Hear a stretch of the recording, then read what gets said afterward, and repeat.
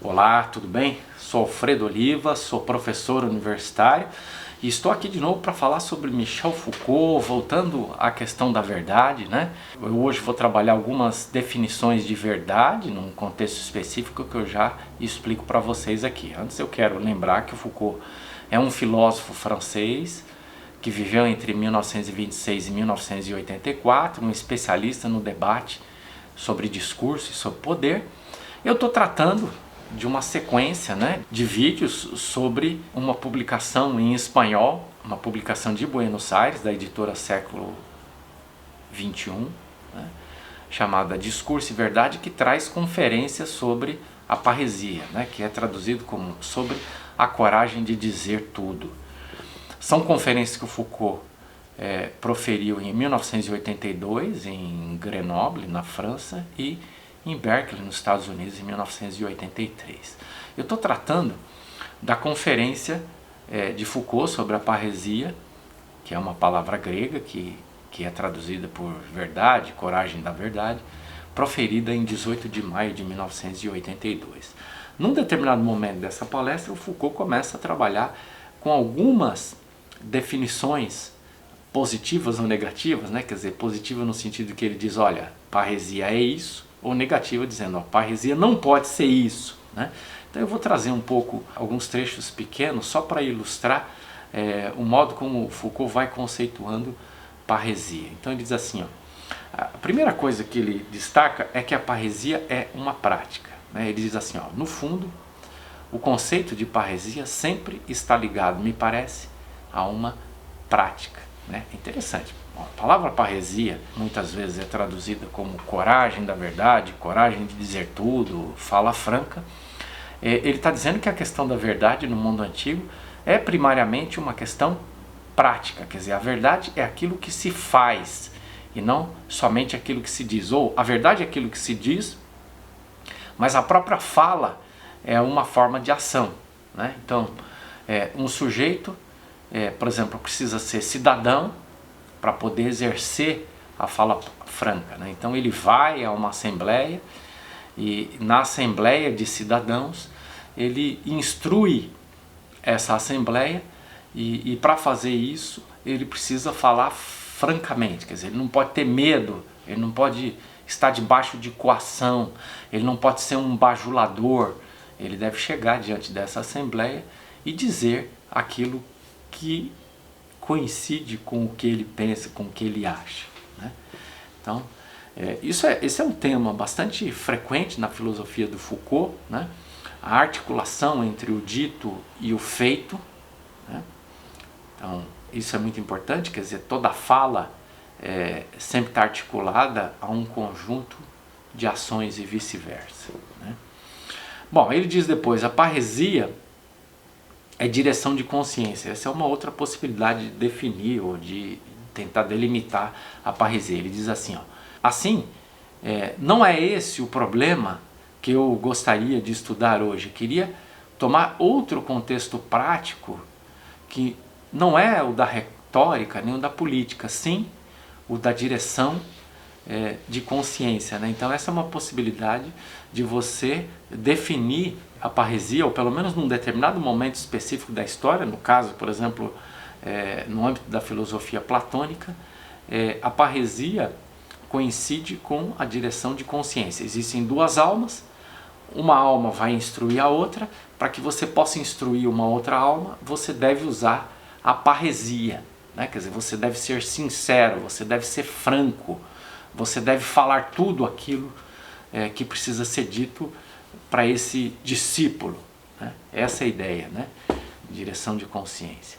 Depois ele dá uma definição negativa, dizendo que a parresia não pode ser adulação, não pode ser bajulação. Ele diz assim, ó, o que se pode dizer da parresia na prática de direção de consciência, ou melhor, se isso parece melhor a vocês, na prática do cuidado de si? Em primeiro lugar, a parresia se opõe à adulação. Então, num polo está a parresia, no outro polo está a adulação. O que é adulação? Adular uma pessoa é dizer para ela o que ela gostaria de ouvir. Então, se eu tenho um amigo eu bajulo o amigo, eu digo coisas legais sobre este amigo, porque eu sei que ele gosta de ouvir coisas legais. A questão é, dizer coisas legais para o amigo não ajuda o amigo a fazer um exame de si, né? Quer dizer, o bajulador, ele pode se tornar alguém agradável para nós, mas ele não é alguém útil, né? Quer dizer, aquele que age com sinceridade, aquele que confronta a gente, é uma pessoa muito mais útil para a gente, embora possa ser um processo doloroso ter que ouvir determinadas coisas. Eu acho que é isso que o Foucault está querendo dizer, né? E aí então ele chega a uma definição, ou algo similar a uma definição razoável aqui de parresia, quando ele diz, ó, isso nos leva àquilo que eu entendo que constitui o centro mesmo da parresia. Com efeito, o parresiasta, aquele que pratica a parresia, aquele que fala com sinceridade, aquele que fala de maneira franca, é aquele a quem se reconhece pelo ato de ter um único, somente um modo de existência, que será a parresia.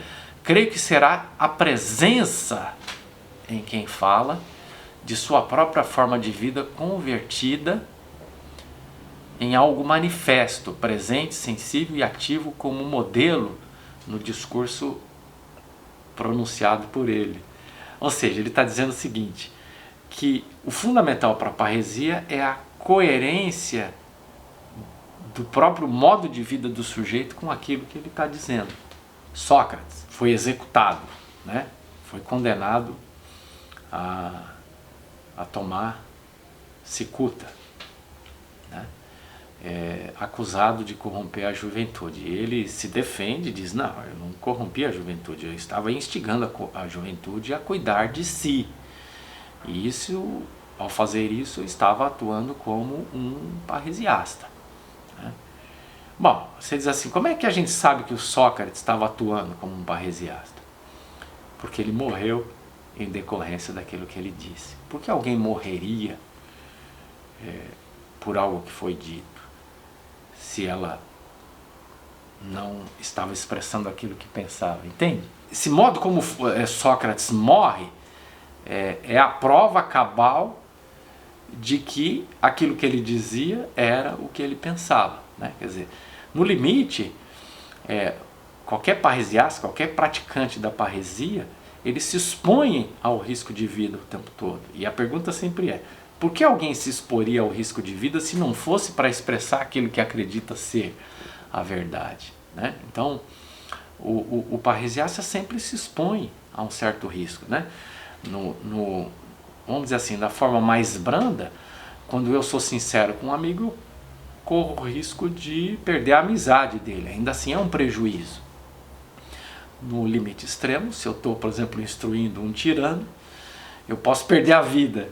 De qualquer forma, esse contexto prático em que eu me exponho a um risco é o que evidencia que eu estou praticando a coragem da verdade. Então, o meu discurso, o fato do meu discurso me expor a um risco, ele mostra que aquilo que eu digo coincide com aquilo que eu penso, né? Veja que a verdade, de novo, ela não é expressão de uma designação daquilo que acontece no mundo empírico, no mundo exterior. A verdade é uma designação daquilo que acontece dentro do próprio sujeito. Por isso que o Foucault sempre diz que a questão da verdade no mundo antigo é um problema ético, né? E não um problema epistemológico, né? A verdade se tornaria um problema epistemológico somente a partir do século XVII para o Foucault, né? E aqui nós estamos no mundo antigo, né? No caso da filosofia clássica, no século IV, né?